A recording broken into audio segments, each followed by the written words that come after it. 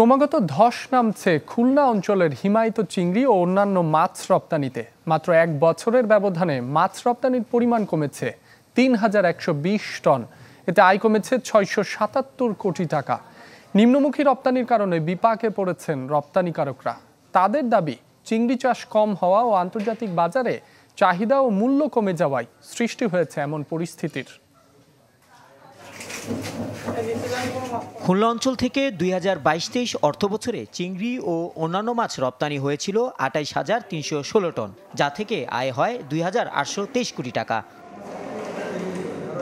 তবে এবার ২০২৩-২৪ অর্থবছরে রপ্তানির পরিমাণ কমে দাঁড়িয়েছে ২৫,১৯৬ টনে, আয় ২,১৪৬ কোটি টাকা।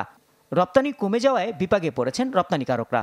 বলছেন, চাহিদা অনুযায়ী চিংড়ি না পাওয়ায় ৪১টি প্রতিষ্ঠানের মধ্যে নিয়মিত রপ্তানি করতে পারছেন মাত্র ২০ থেকে ২৫টি প্রতিষ্ঠান।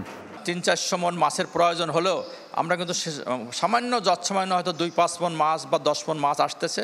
এটা আমাদের ফ্যাক্টরির যে চাহিদা, সে চাহিদা আমরা মেটাতে পারছি। হিমায়িত করে বিদেশে রপ্তানি করে আমাদের যে ক্যাপাসিটি ইউটিলাইজেশন, সেটা হচ্ছে ১০%-এরও নিচে। অনেকগুলো প্রতিষ্ঠান ইতিমধ্যেই কিন্তু এই কাঁচামালের সংকটে বন্ধ হয়ে গেছে। বাগেরহাট ও সাতক্ষীরা জেলায় চিংড়ির ঘের না কমলেও ৫ বছরের ব্যবধানে খুলনায় কমেছে ৪,৭৮৬ হেক্টর। লবণ পানি তুলতে বাধা, নদী ভরাট হওয়া, চিংড়ি চাষ ছেড়ে অন্য ফসল চাষ, পুঁজি সংকট ও চিংড়ি মোড়কের কারণে লোকসানের জন্য ঘেরের সংখ্যা কমেছে বলে জানিয়েছেন চাষিরা।